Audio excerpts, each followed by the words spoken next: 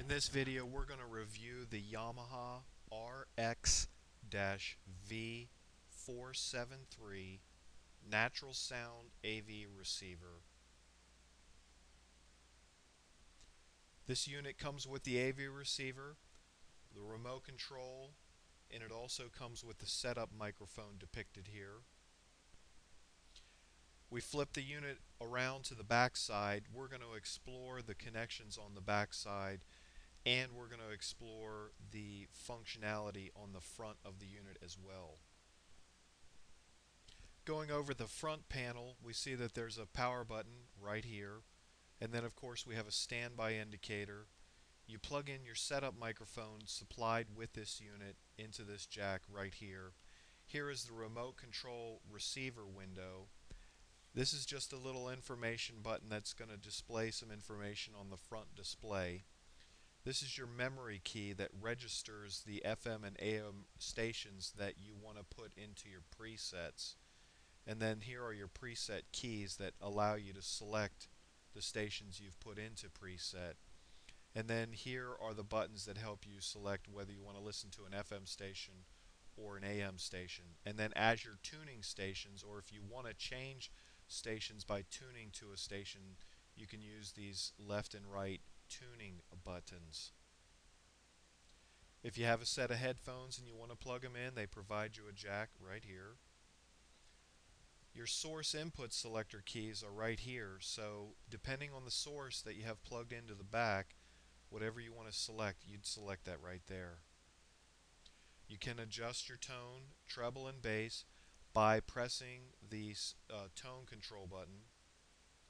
Scene control allows you to set up scenes. For example, you might want to set up a scene for watching your favorite football game. So with a football game, you need to go to the correct input and you want the correct sound field.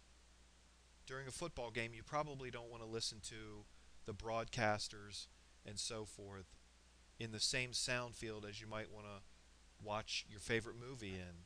So you can set up that scene, and then these buttons allow you to go right to that scene.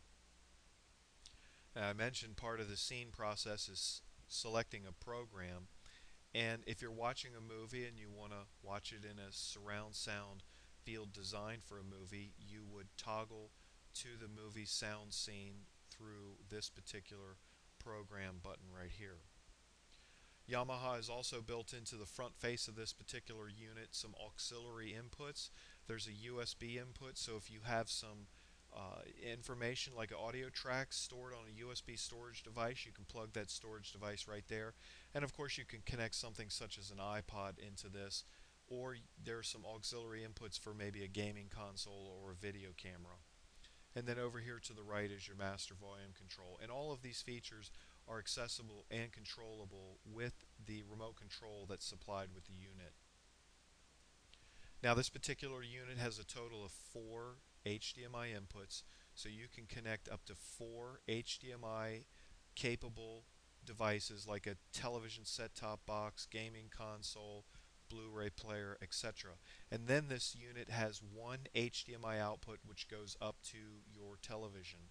Now this particular unit is network capable. That means you're going to be able to stream some content that's available on the internet, mostly radio stations, so you can get streaming music from the internet. And this unit is capable of being controlled by an application. So if you have an iOS device or an Android device, you can go to those respective app stores and download the Yamaha Control app to control this device from your tablet or your smartphone.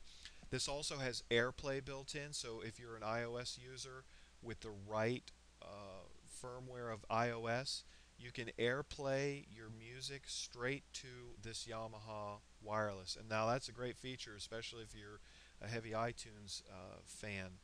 Now also this unit has some component connectivity.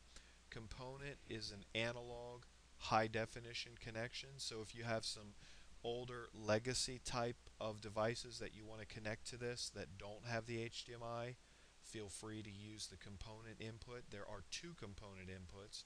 One component input requires a Toslink audio input. The other component input requires a digital coaxial input. And then, of course, there are your standard composite video inputs, auxiliary inputs. They have four of them here, AV1, and all the way through this AV right here. So this is composite video. It's a low resolution. You might use it, you might not use it. There's a digital coaxial audio connector right here. Here's another AV input. Again, it's composite video. Here it has Toslink for the audio connection. And then these are your standard composite video and your left and right white RCA connections. So there are a lot of connectivity options on the back of this particular unit. You can also loop out some of your analog outputs, so if you want to record it or if you want to send it to a separate amplifier to power some speakers on your porch or garage or another room in your house, you can do that. So taking a look at some of the surround sound connections here on the back, we're going to start with the subwoofer. So you need to have an active subwoofer to use this particular receiver, and that subwoofer gets connected with this one wire connection right here.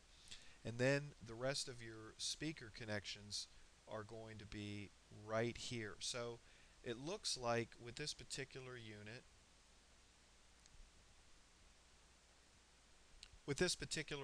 of course, you have your front right and front left speaker pairs. Now, these binding posts will allow you also to use banana plugs.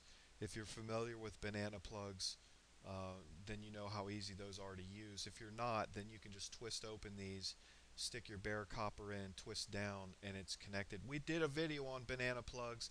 Search for it and we'll explain how to use them. You can also connect your center channel speaker right here, and then you have your right and left surround sound speakers. Now this particular unit will also power some speakers in a zone B, or you can use it for presence speakers in the back, so like a 7.1 type of configuration. So here's a quick overview of what you can do with this particular receiver. If you want, when you set it up in your room, of course you have your TV display right here, and you can do up to 7 speakers and 1 subwoofer. Now you can also grab the music content from a PC that's on your network, or an iPod, iPhone, iPad device, or other device, and a USB device. So if you have content on here, you can listen to it, and you can also control this unit from these devices. Now this unit will pass through 3D and 4K signals. 3D, you know, if you're a 3D fan, then you're familiar with 3D. 4K is a technology that's evolving and coming onto the market. It's up to 4 times, if not more, greater resolution than a 1080p TV.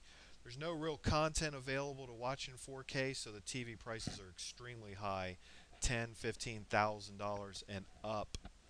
So it'll be a few years before that content hits mainstream, if there is content available and if the market supports it. But this unit will pass it along. Hey, listen, if you found this video to be of benefit, whether you decided this receiver is not the right one for you, or you decided you want to continue to search, but some of the information was easy to follow along, we ask that you subscribe. There's a button right here. And please, by all means, visit our website, allabouthomeelectronics.com. We have a lot of articles on many different topics, not just surround sound, but all kinds of home electronics, how-to, photographs, other videos, etc. We appreciate your time, and we hope you have a great day.